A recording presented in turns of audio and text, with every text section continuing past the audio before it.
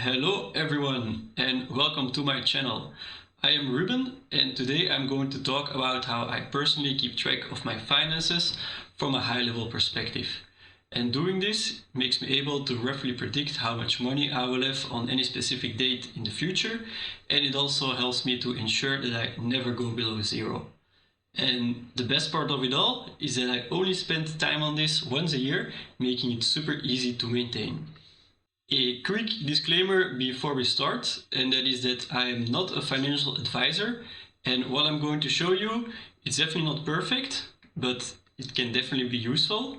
And also the numbers that I put into the Excel are just example numbers and they don't represent my actual financial status.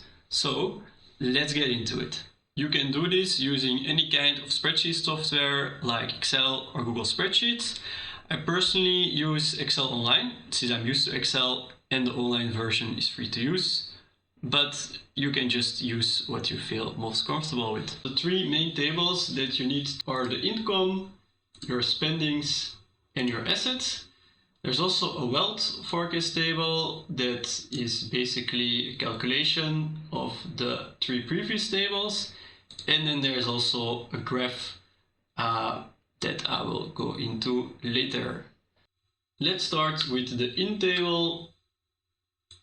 So this table represents your income. If you have more sources of income, then feel free to add some rows to it. So that would be really great. Maybe I'm even able to add YouTube as an income one day, but that's currently definitely not the case. Then we go to the out table. So this table mainly represents your fixed costs, since it's great to know how much money you need to spend each month to be able to survive. And I also added a other row for things that you like doing, like going to a restaurant, buying something cool for yourself, just enjoy life a bit, but that are not really necessary. Then there is the asset table, and this table is a high-level overview of everything that someone owns. So I put some investments in there like stocks, crypto, gold. Also put the money in there that you have in cash or on your bank account. If you live in a place, you can also put the value of that in there. You can put your debt in there, and you can even put your car in there, even though a car is usually not really an asset since it depreciates in value unless if you can use it somehow to make more money. Then we can go to the right, and then this is the wealth forecast table, which has a range of 1 year plus 1 month. I will go into detail why I added a month later in the video. So here you can see how much money goes in. Here you can see how much money goes out. This is then the amount of money that you can save. And this is the total of wealth you will have at that time. So for example, the 1st of June, in the example, the person will have 42,750 in wealth, which uses this number plus the number saved.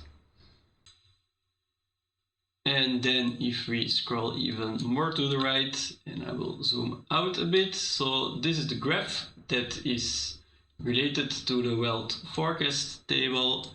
So the green represents your income, the orange represents your costs, and the blue line are your savings. The goal is to get the blue line as vertical as possible, since then you will make a lot of money. You can also use this graph to see if you will go bankrupt and when that will be by adding the total column to it. So I can quickly show how to do that. So let's add this column like this. Alright, doesn't show yet, so I assume that I have to make this one increase this value. Yes. So for example, if you spend a lot of money and you don't earn a lot of money,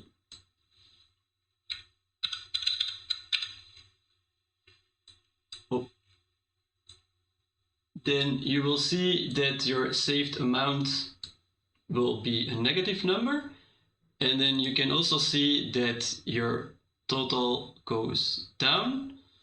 Now, this is not extreme enough, so let's make it a bit more extreme. Let's imagine if you have a mortgage of 2,000 a month, then you will still survive before the end of the year. But if you have a mortgage of 4,000 a month, yes, then you will go bankrupt by the beginning of October. Okay, so that is how you can use that. I personally don't add the total column because it makes it a bit messy. And I also don't foresee myself going bankrupt soon. So let's knock on wood and hope that stays this way. Let's quickly reset the changes I made. All right, and we're back again. So how do I use all of this? So as some of you probably noticed, there's 3 tabs at the bottom. There's 2023, 2024, and 2025. Let's adjust the zoom so that they're all the same. All right. And this is the reason why I add 1 month extra, is so I can compare the number that I expected to have to the number that I actually have. So as you can see, I expect to have 33,550 and here I have 37,675. So that means that I was able to make more than I estimated, which probably has to do with some of the investments that worked out well. Then the same for 2024, 2025. So you can see that I expect to have 39,775 at the beginning of 2025, and I actually had 40,875, which is more. So that's great news. So then you know that you're doing well. This was it. I hope you found the video interesting. If you did, feel free to give me a like. Also feel free to subscribe to the channel if you want to see more videos like this. And if you have any questions, then feel free to add them to the comments below. And I'll see you in the next one.